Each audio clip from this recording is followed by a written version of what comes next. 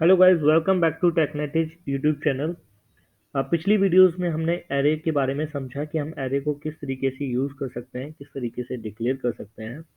एक और तरीका होता है एरे को डिक्लेयर करने का। जैसे कि हमने पहले बताया था, हमें डेटा टाइप लिखना है, उसके बाद हमें स्क्वायर ब्रैकेट लिखना है, देन वेरिएबल नेम, उसके बाद न्यू कीवर्ड, उसके बाद फिर से सेम चीज़।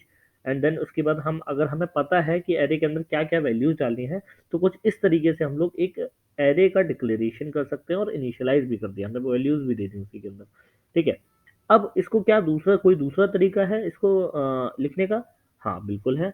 अगर हम इस सेम चीज को लेट्स से एक और वेरिएबल बनाते हैं, marks underscore NUM, marks number. Okay.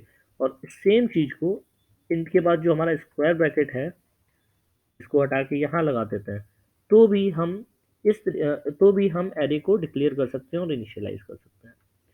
Same चीज को हम लोग प्रिंट करके भी देख सकते हैं, क्या ये सच में वर्किंग भी है और मैं बस ऐसे मजे के लिए बोल रहा हूँ आपसे। नहीं, ऐसा नहीं है, बिल्कुल भी नहीं है। ठीक है। अगर हम मार्क्स नम वाले एरे के जीरो पोजीशन पे, जीरो इंडेक्स पे देखेंगे तो गैस करिए क्या होना चाहिए। डेफिनेटली 23 होना चाहिए। Let's run this. 23, ये हमारा आंसर आया। ठीक है। तो कुछ इस तरीके से भी हम लोग एक एरे का डिक्लेरेशन करते हैं और इनिशियलाइजेशन। एक और तरीका है कि सपोज करो हमें पता है कि हमारा साइज क्या होगा एक एरे का, बट हमें ये आइडिया नहीं है कि उसमें कौन कौन से वेरिएबल होंगे। तो उस केसेस में हम क्या यूज कर सकते हैं? उस केस में हम किस तरीके से एक एरे को वैल्यू डालेंगे उसके अंदर?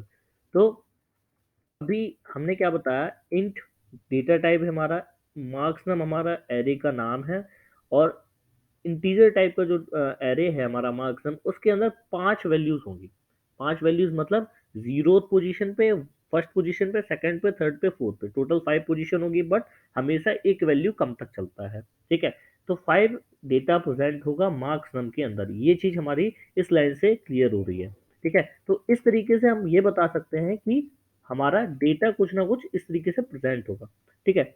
बट इसके आगे बढ़ने से पहले मैं चाहूंगा, अभी तक हम लोग क्या कर रहे हैं, हम लोग सिंपली वन बाई वन एक एक डेटा प्रेजेंट कर रहे हैं। ठीक है। जैसे मार्क 3 किया, और मार्क लेट्स से मार्क्स 2 की पोजीशन, मार्क्स 2 इंडेक्स पे, मार्क्स एरे में सेकंड इंडेक्स पे कौन सी वैल्यू है, ये प्रेजेंट कर दी। बट अब क्या कोई एक ऐसा तरीका है हम ये सारी वैल्यू एक ही बार में कर सकें प्रिंट? बिल्कुल है। हम लोगों ने लास्ट वीडियोस में कुछ पढ़ा था कि कोई लूप नाम की भी कोई चीज होती है। तो उसके अंदर क्या होता था, हम लोग एक कोई सेम चीज को अगर मैं बार बार रिपीटेटिव मोड पे यूज करना है, तो हम लूप्स का यूज कर सकते थे। तो यहाँ पे बहुत अच्छी कंडीशन है। कैसे? लेट्स सी कि हमने फॉर लूप को अपने लिखा इस तरीके से। फॉर लूप के अंदर एक कंडीशन थी, इंट नाम का एक वेरिएबल, आई नाम का एक वेरिएबल लिया जिसका डेटा टाइप इंट था, उसकी वैल्यू स्टार्ट की जीरो से। और आई को हम लोगों ने तब तक चलाया, आई का लूप हमने तब तक चलाया जब तक उसकी वैल्यू फोर के बराबर, 4 के बराबर या 4 से कम नहीं है।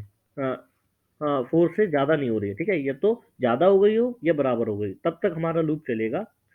और आई की वैल्यू हर एक टर्न के बाद ये बढ़ती जाएगी। ओके। कुछ इस तरीके। और मार्क्स के 2 की जगह हमने दे दिया आई। अब क्या होगा, देखो ध्यान से अगर देखोगे तो एक बार लूप चलेगा, मार्क्स पे आई की वैल्यू क्या हो जाएगी, जीरो। प्रिंट हो जाएगा हमारा क्या, 23। सेकंड टाइम में क्या होगा, 1, 2, 3, 4। ओके। अभी इसमें हम वैल्यूज दे देते हैं, टोटल 5। दैट मीन्स कि हमारा जीरो टाइम चलेगा, वन टाइम चलेगा, सेकंड टाइम चलेगा, 0, 1, 2, 3, 4। फोर्थ पे हमारा ये लूप खत्म हो जाएगा और हमारी सारे एरे के अंदर की वैल्यूज जितनी भी हैं वो सारी की सारी क्या हो जाएंगी, प्रिंट हो जाएंगी। ठीक है। Let's say let's run. और हमारी सारी की सारी वैल्यू प्रिंट हो गई है, 23, 24, 27, 19, 56।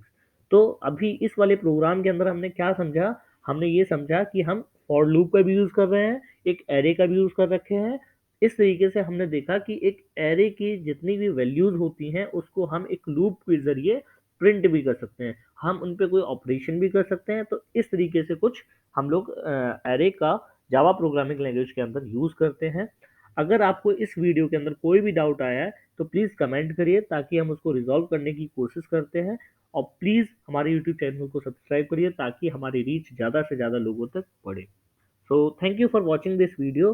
I hope you have I hope everything is sorted out and आपको और बाकी चीजें समझ में आ रही हैं। अगर नहीं आती हैं तो please do comment it out. और thank you for watching this video.